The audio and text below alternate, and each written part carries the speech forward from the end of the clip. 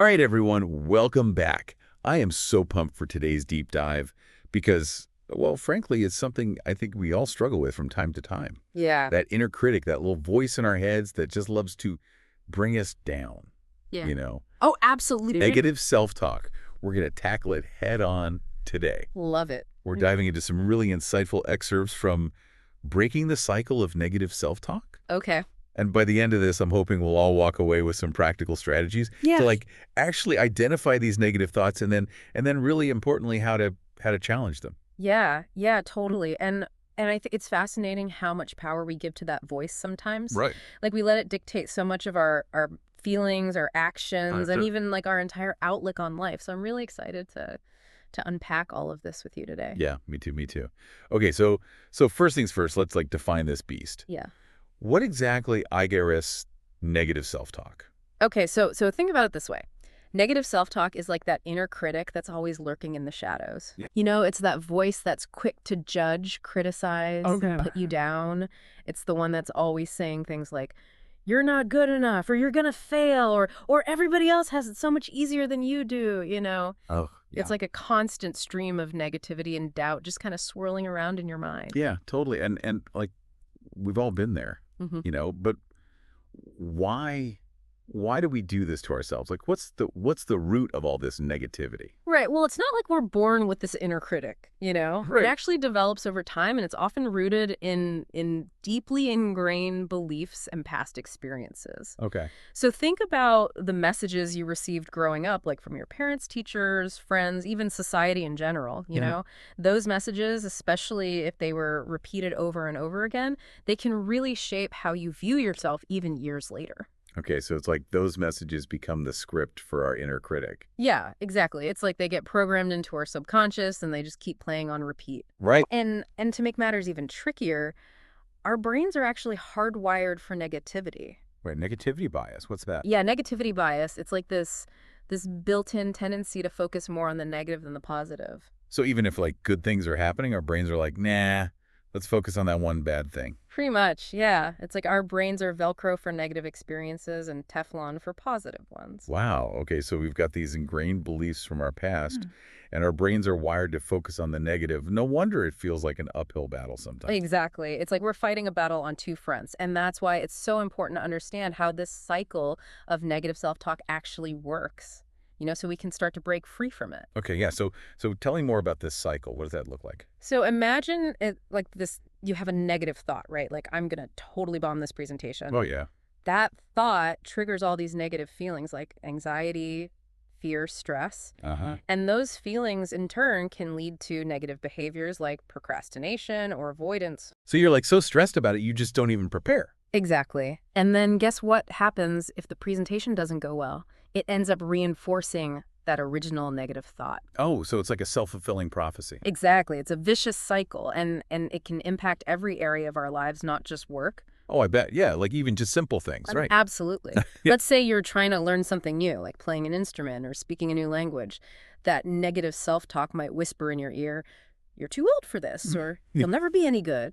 And those thoughts lead to feelings of discouragement, which can cause you to practice less. And ultimately, it just kind of proves that initial negative thought right. Wow. Okay, so that's the bad news.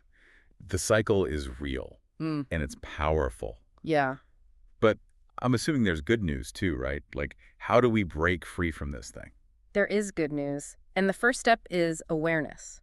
Okay. We have to start paying attention to our inner critic, like we're detectives investigating a case, you know? What are the common themes? What specific words or phrases does your inner critic use? And when are these thoughts most likely to pop up? So it's about really becoming aware of the patterns, almost like observing them from a distance. Precisely. Once you're aware of the patterns, you can start to challenge those thoughts. Okay. Don't just let them run wild in your mind. Put them on trial. Uh-huh. I love it. Put them on trial. Mm-hmm. Okay, so how do we do that? Ask yourself some tough questions like, is this thought really true? What evidence do I have to support it? Is there another way to interpret this situation? You might find that many of your negative thoughts are actually based on assumptions or distorted thinking. Oh, You know, they're not actually based in reality. so we need to become master cross-examiners of our own negative thoughts. Yes, And if those thoughts can't hold up under scrutiny, that's where reframing comes in. Okay, reframing. Tell me about that. So instead of letting that negative thought run the show, we consciously choose to replace it with a more positive and realistic one. Oh, okay, I like that. It's not about denying the challenges or pretending everything is perfect. It's about shifting our perspective to something more helpful and empowering. Can you give me an example of what a reframe might look like? Absolutely. Let's say your negative thought is, I'm going to fail this exam. Yeah. A reframe could be, I may not know all the answers, but I've prepared as well as I can and I'm going to do my best. Okay. It's still honest, you're acknowledging the challenge, but it shifts the focus to effort and a growth mindset. I love that. Right. Yeah.